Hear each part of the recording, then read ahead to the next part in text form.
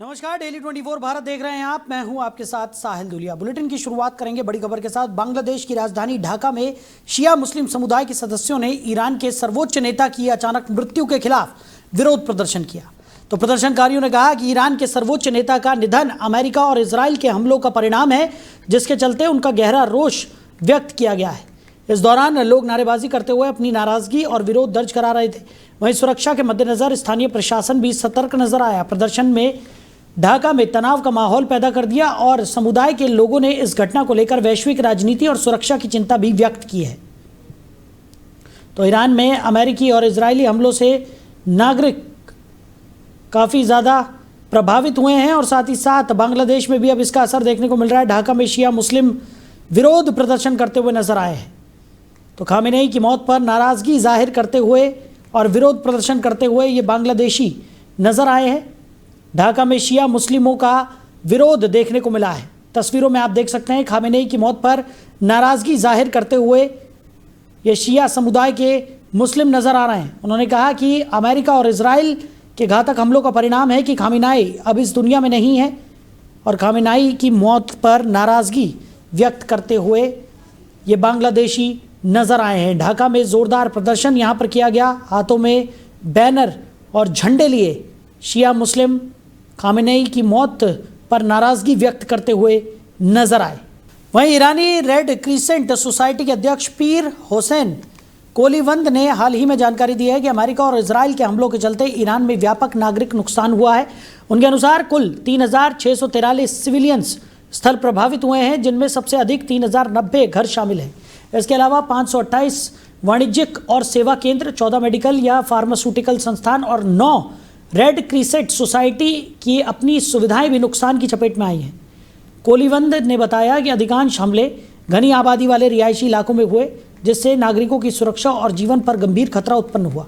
उन्होंने ये आंकड़े ईरानी सरकारी मीडिया और रेड क्रिसेंट की फील्ड रिपोर्ट्स के आधार पर साझा किए। रेड क्रिसेंट ने अब तक हज़ारों लोगों को राहत पहुंचाई है, लेकिन उन्होंने कहा कि कई स्थानों पर नुकसान इतना व्यापक है कि लोग बेघर हो गए हैं और आपात स्थिति में फंसे हुए हैं। इस स्थिति ने न केवल नागरिक जीवन को खतरे में डाल दिया है, बल्कि बुनियादी सेवाओं और सामाजिक ढांचे को भी गंभीर रूप से प्रभावित किया है। वहीं लखनऊ मंडल में उत्तर रेलवे की ओर से फरवरी महीने के दौरान सघन टिकट चेकिंग अभियान चलाया गया, जिसमें बिना टिकट और अनियमित तरीके से यात्रा करने वाले यात्रियों के खिलाफ कड़ी कार्रवाई की गई। तो इस विशेष अभियान के तहत रेलवे की विभिन्न टीमों ने ट्रेनों और रेलवे स्टेशनों पर लगातार जाँच अभियान चलाया। आपको बता दें, नियमों का उल्लंघन कर यात्रा करने वालों पर प्रभावी नियंत्रण किया जा सके, इसके तहत यह अभियान चलाया गया था। अभियान के दौरान बड़ी संख्या में यात्रियों की जांच की गई और नियमों का उल्लंघन करने वालों के खिलाफ पेनल्टी केस दर्ज किए गए। इस अभियान के अंतर्गत कुल 57,771 पेनल्टी केस दर्ज किए गए हैं, जिनमें बिना टिकट यात्रा करने वाले और गलत तरीके से टिकट का उपयोग करने वाले यात्री शामिल रहे। इन मामलों में वसूली की गई पेनल्टी के माध्यम से रेलवे को 3 करोड़ 90 लाख रुपए से अधिक का राजस्व प्राप्त हुआ। यह आय निर्धारित लक्ष्य से लगभग 10.85% अधिक दर्ज की गई, जो इस अभियान की सफलता को दर्शाती है। रेलवे प्रशासन का कहना है कि इस तरह के अभियान का उद्देश्य यात्रियों को नियमों के प्रति जागरूक करना और बिना टिकट यात्रा की प्रवृत्ति पर अंकुश लगाना है। इस विशेष अभियान को मंडल रेल प्रबंधक सुनील कुमार वर्मा के निर्देश पर चलाया गया, जिसमें रेलवे के टिकट चेकिंग स्टाफ और अन्य संबंधित अधिकारियों ने सक्रिय भूमिका निभाई। अधिकारियों के अनुसार भविष्य में भी इस तरह के अभियान समय समय पर चलाए जाते रहेंगे, ताकि रेलवे व्यवस्था को बेहतर और नियमों के अनुरूप बनाए रखा जा सके। तो रेलवे को 3.90 करोड़ रुपए का राजस्व यहाँ पर प्राप्त हुआ है। रेलवे का सघन चेकिंग अभियान देखने को मिला, जिसमें 57,000 से ज़्यादा पेनल्टी केसेस निकल कर सामने आए। तो रेलवे को 3.90 करोड़ की वसूली यहाँ पर हुई है। तो रेलवे ने ये सघन चेकिंग अभियान चलाया और 57,000 से ज़्यादा पेनल्टी केसेस दर्ज किए गए। वहीं लखनऊ में स्वास्थ्य व्यवस्था को अधिक सुव्यवस्थित और डेटा आधारित बनाने की दिशा में एक महत्वपूर्ण कदम उठाया गया है। नेशनल मेडिकल कमीशन ने देश के सभी सरकारी और निजी मेडिकल कॉलेजेस को आवश्यक निर्देश जारी करते हुए उनसे हेल्थ फैसिलिटी रजिस्ट्री आईडी यानी कि HFR आईडी से जुड़ा पूरा विवरण मांगा है, जिसके तहत सभी मेडिकल कॉलेजेस के प्राचार्यों और डीन को निर्देश दिया गया है कि वो 7 दिनों के अंदर संबंधित जानकारी तैयार कर निर्धारित प्रारूप में रिपोर्ट उपलब्ध कराएं। इस पहल का उद्देश्य देश भर के अस्पतालों और चिकित्सा संस्थानों से जुड़ा स्वास्थ्य डेटा एक डिजिटल पोर्टल पर सुरक्षित रूप से एकत्रित करना है, ताकि मरीजों से जुड़ी जानकारी व्यवस्थित रूप से उपलब्ध रह सके। इस व्यवस्था के लागू होने के बाद यह भी स्पष्ट रूप से पता चल सकेगा कि किस क्षेत्र में कौन सी बीमारी अधिक फैल रही है और किस तरह के रोगों के मरीजों की संख्या ज़्यादा है। इसके अलावा गंभीर और असाध्य बीमारियों से जूझ रहे मरीजों के साथ साथ आयुष्मान योजना के लाभार्थियों का भी व्यवस्थित पंजीकरण किया जाएगा। इसके लिए मेडिकल कॉलेजेस से HFR ID के साथ साथ अस्पताल प्रबंधन सूचना प्रणाली यानी HMIS से संबंधित जानकारी भी मांगी गई है। स्वास्थ्य क्षेत्र में डेटा प्रबंधन की ये पूरी प्रक्रिया राष्ट्रीय स्वास्थ्य प्राधिकरण की निगरानी में संचालित की जाएगी, जिससे स्वास्थ्य सेवाओं की योजना बनाने और नीतिगत निर्णय लेने में काफ़ी मदद मिलने की उम्मीद जताई जा रही है। वहीं लखनऊ से सामने आई जानकारी के अनुसार कक्षा 8 की NCERT की सोशल साइंस किताब को लेकर सुप्रीम कोर्ट की नाराजगी के बाद उत्तर प्रदेश में उसके निर्देशों का सख्ती से पालन कराने की तैयारी की गई है। न्यायपालिका से जुड़े एक अध्याय को लेकर सुप्रीम कोर्ट ने आपत्ति जताई थी, जिसके बाद राज्य सरकार ने तत्काल प्रभाव से इस किताब के उपयोग पर रोक लगाने का निर्णय लिया है। इस संबंध में बेसिक शिक्षा विभाग और माध्यमिक शिक्षा विभाग की ओर से सभी जिलों और शिक्षण संस्थानों को स्पष्ट निर्देश जारी कर दिए गए हैं कि फिलहाल इस पुस्तक का प्रयोग पढ़ाई के लिए न किया जाए। सरकार की ओर से जारी आदेश में कहा गया है कि जिन स्कूलों में ये किताब पहले ही वितरित की जा चुकी है, वहां से इसे तुरंत वापस लिया जाए और किसी भी स्थिति में इस पुस्तक के माध्यम से पढ़ाई न कराई जाए। इस निर्देश का पालन सुनिश्चित कराने के लिए अपर मुख्य सचिव पार्थ सारथी सेन शर्मा ने संबंधित अधिकारियों को सख्त निर्देश दिए हैं। उन्होंने कहा है कि सभी स्तरों पर इस आदेश का कड़ाई से अनुपालन कराया जाए ताकि किसी भी विद्यालय में प्रतिबंधित सामग्री के आधार पर पढ़ाई न हो। इसके साथ ही प्रदेश के सभी जिला विद्यालय निरीक्षक, बेसिक शिक्षा अधिकारी और मंडलीय शिक्षा निदेशकों को भी निर्देशित किया गया है कि अपने अपने क्षेत्रों में स्थिति की समीक्षा करें और ये सुनिश्चित करें कि आदेश का पूरी तरह पालन हो रहा है। सभी अधिकारियों से 9 मार्च तक विस्तृत रिपोर्ट मांगी गई है, जिसे महानिदेशक स्कूल शिक्षा को भेजा जाएगा। शासन स्तर पर पूरी प्रक्रिया की निगरानी की जा रही है ताकि समय सीमा के अंदर सभी स्कूलों से किताबें वापस लेकर आदेश का पालन सुनिश्चित किया जा सके। वहीं लखनऊ में अल्पसंख्यक कल्याण विभाग से जुड़े एक बड़े प्रशासनिक मामले में संयुक्त निदेशक शेषनाथ पांडे को सेवा से बर्खास्त कर दिया गया है। शासन स्तर पर की गई विस्तृत जांच में उनके खिलाफ गंभीर वित्तीय और प्रशासनिक अनियमितताओं के आरोप सामने आए थे। जांच प्रक्रिया के दौरान कुल 15 आरोपों की जांच की गई, जिनमें से 14 आरोप प्रमाणित पाए गए। आरोपों में वित्तीय अनियमितता, कदाचार, तथ्यों को छिपाने और नियमों के विरुद्ध निर्णय लेने जैसे गंभीर मामले शामिल रहे, जिसके बाद सरकार ने कड़ी कार्रवाई करते हुए उन्हें सेवा से हटाने का निर्णय लिया। जाँच में यह भी सामने आया कि उन्होंने न्यायिक आदेशों की अनदेखी करते हुए नियमों के विपरीत कुछ आदेश जारी किए थे। इसके अलावा एक मदरसे से जुड़े मामले में बिना किसी वैध आदेश के वेतन भुगतान बहाल करने का आरोप भी उनके खिलाफ साबित हुआ। इस निर्णय के कारण एक ही पद पर 2 व्यक्तियों को वेतन दिए जाने जैसी स्थिति उत्पन्न हो गई थी, जिससे विभागीय कार्यप्रणाली और वित्तीय व्यवस्था पर सवाल खड़े हुए। सरकार ने पूरे प्रकरण की विभागीय जांच पूरी होने के बाद यह कठोर निर्णय लिया है। लोक सेवा आयोग की सहमति प्राप्त होने के बाद राज्यपाल की मंजूरी से ये कार्रवाई लागू की गई। साथ ही उन्हें भविष्य में किसी भी सरकारी सेवा के लिए अयोग्य घोषित कर दिया गया है। शासन ने स्पष्ट किया है कि प्रशासनिक व्यवस्था में पारदर्शिता और अनुशासन बनाए रखने के इस तरह के मामले में सख्त कदम उठाए जाएंगे और नियमों का उल्लंघन करने वाले अधिकारियों के खिलाफ कठोर कार्रवाई जारी रहेगी।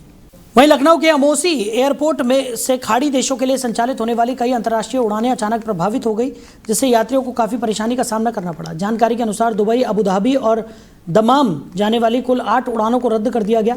इन फ्लाइट्स के रद्द होने के कारण 450 से अधिक यात्रियों के टिकट निरस्त हो गए, जिससे एयरपोर्ट पर यात्रियों के बीच असमंजस और चिंता का माहौल बन गया। कई यात्री पहले से यात्रा की तैयारी कर चुके थे, लेकिन अचानक फ्लाइट रद्द होने से उनकी योजनाएं प्रभावित हो गई। बताया जा रहा है कि अंतर्राष्ट्रीय हालातों के कारण ये स्थिति उत्पन्न हुई है। ईरान पर हुए हमले के बाद क्षेत्र में कई हवाई मार्गों पर असर पड़ा है। ईरान और दुबई के एयर स्पेस के बंद होने के कारण कई उड़ानों का संचालन बाधित हो गया, जिसके चलते एयरलाइन कंपनियों को कुछ उड़ानों को रद्द करना पड़ा। इस फैसले का सीधा असर लखनऊ से खाड़ी देशों की यात्रा करने वाले यात्रियों पर पड़ा। फ्लाइट रद्द होने के बाद संबंधित एयरलाइंस कंपनियों ने यात्रियों को रिफंड की प्रक्रिया भी शुरू की। जानकारी के अनुसार कुल मिलाकर लगभग 2.25 लाख रुपए का रिफंड यात्रियों को दिया गया है।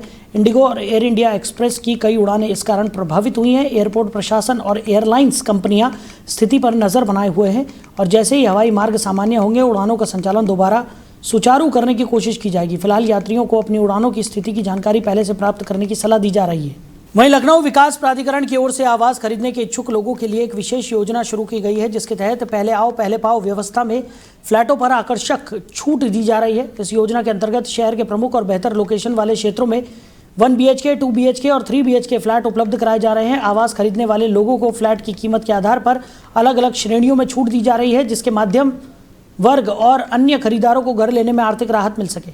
योजना के अनुसार 20 लाख से 50 लाख रुपए तक की कीमत वाले फ्लैटों पर 1 लाख रुपए तक की छूट दी जा रही है। वहीं 50 लाख से 75 लाख रुपए के फ्लैट खरीदने पर 1.5 लाख रुपए तक की छूट का लाभ मिलेगा। इसके अलावा जिन फ्लैटों की कीमत 75 लाख रुपए से अधिक है, उन पर अधिकतम 2 लाख रुपए तक की छूट प्रदान की जा रही है। इस योजना का उद्देश्य अधिक से अधिक लोगों की किफ़ायती दरों पर आवास उपलब्ध कराना है।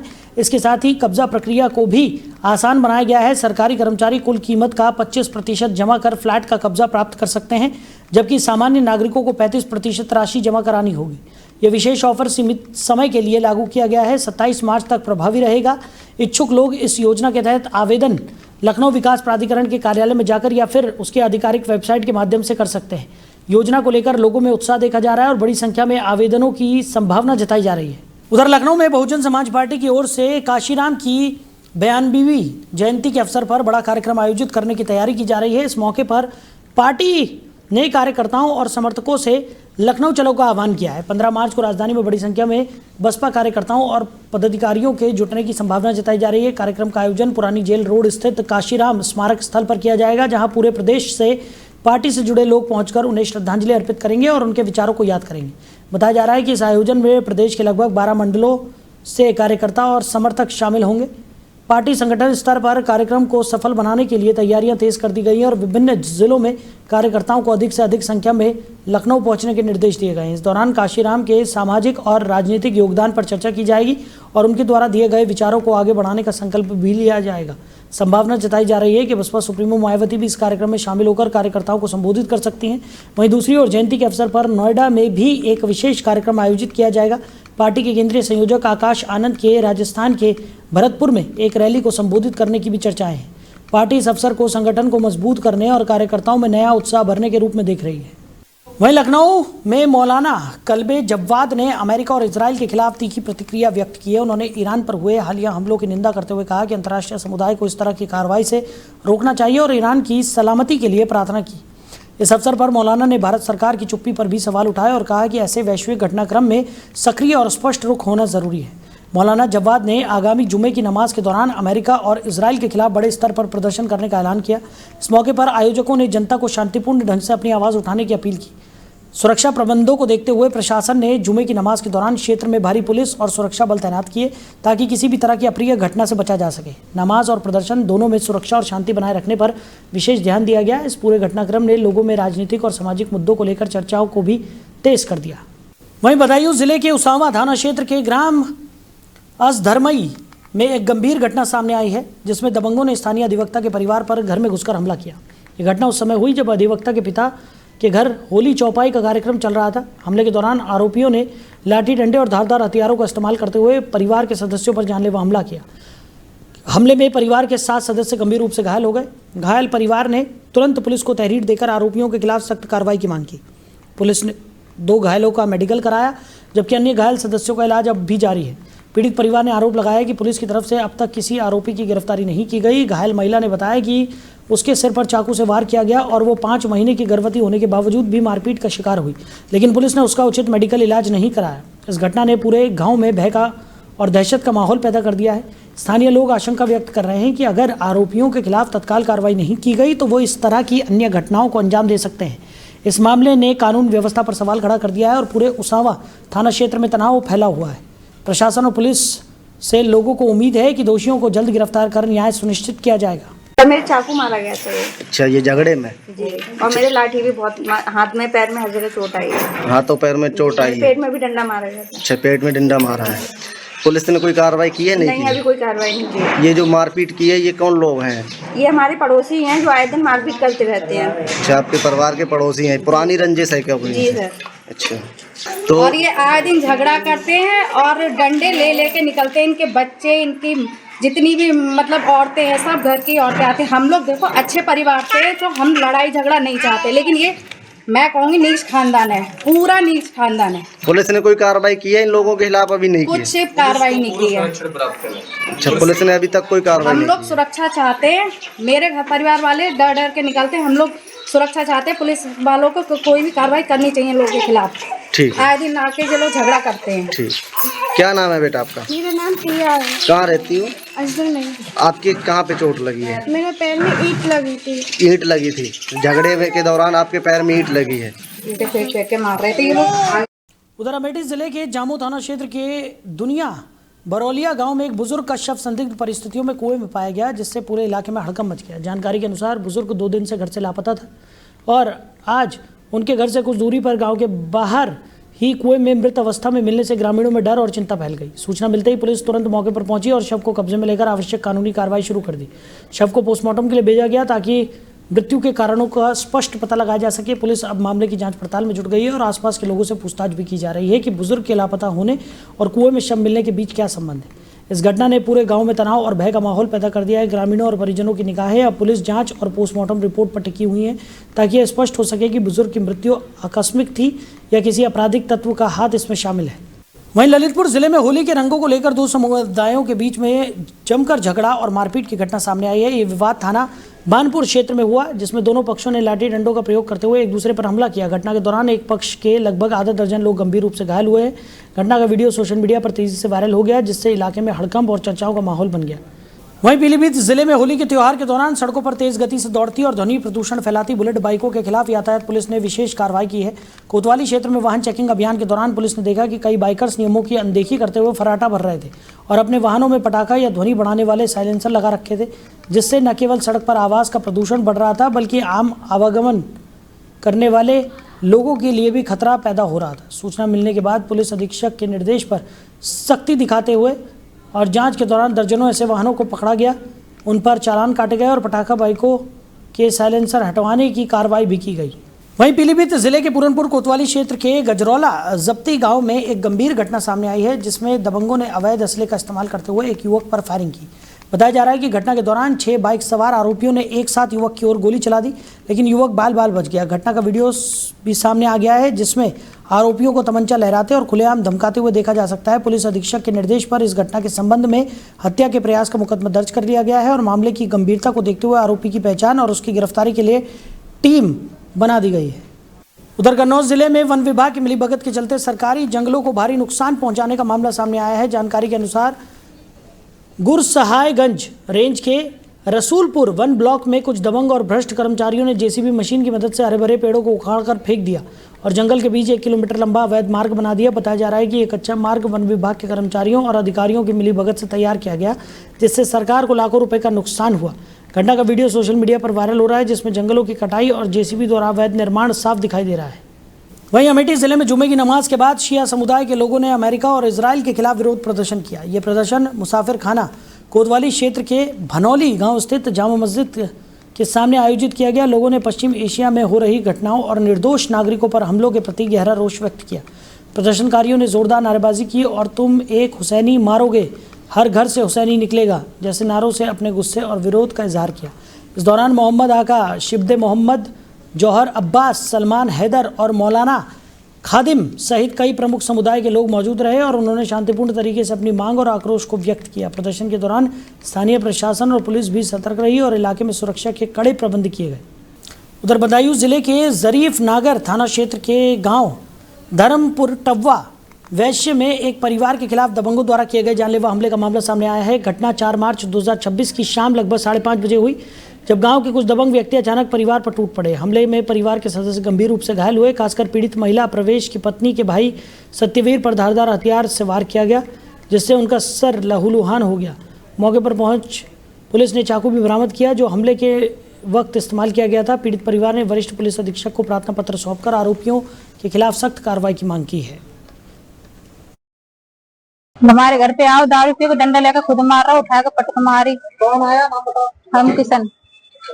अच्छा, फिर वो दूसरे सिर में हमारी चोट लग गई, उन्हें बचाओ हमारे पति ने, तो उनके चाकू मार दो। किसने मारा चाकू? राम गुन्ने किसी किशन ने। किसने? हरी किशन ने। अच्छा, फिर पुलिस को फोन किया आपने? पुलिस को फोन करो, फिर हमारा मेडिकल करा दिया वहाँ देगमा। इनकी ज्यादा चोट लगी तो इनके बदाऊं भेज दे।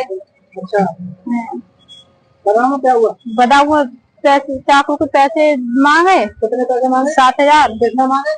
डॉक्टर ने। फिर चाकू दिखाने के। चाकू दिखाने के। अच्छा, फिर पैसे ही नहीं थे, चाकू न लिखा उसने। अच्छा, पैसे नहीं थे तो उन्होंने चाकू नहीं दिखाया। अच्छा, अब ये शिकायत कहाँ एसपी को देने जा रही है? हाँ, एसपी को देना है शिकायत। कागज जाती। हाँ, कार्रवाई आगे को। उधर बागपत जिले में सामान्य जाति संघर्ष समिति के तत्वाधान में बड़ौत नगर के कोताना रोड स्थित नवनिर्मित फार्म हाउस कार्यालय पर यूजीसी एक्ट के खिलाफ सभा और विरोध कार्यक्रम आयोजित किया गया। इस अवसर पर समिति के नए अध्यक्ष के रूप में दीपक शर्मा को चुना गया। उन्होंने मन से कहा कि जब तक काले कानून को वापस नहीं लिया जाता, हमारा संघर्ष लगातार जारी रहेगा। सभा में सैकड़ों लोग शामिल हुए और एक अध्यक्ष कमेटी का गठन किया गया, जिसमें राजेंद्र जैन, सुरेंद्र मोगा, सतीश त्यागी, आदित्य भारद्वाज और वीरेंद्र स्वामी समेत अन्य सदस्य शामिल किए गए। पत्रकार महोदय, अभी जो 13 जनवरी में नया यूजीसी एक्ट आया है उसके खिलाफ ये मीटिंग बुलाई गई थी।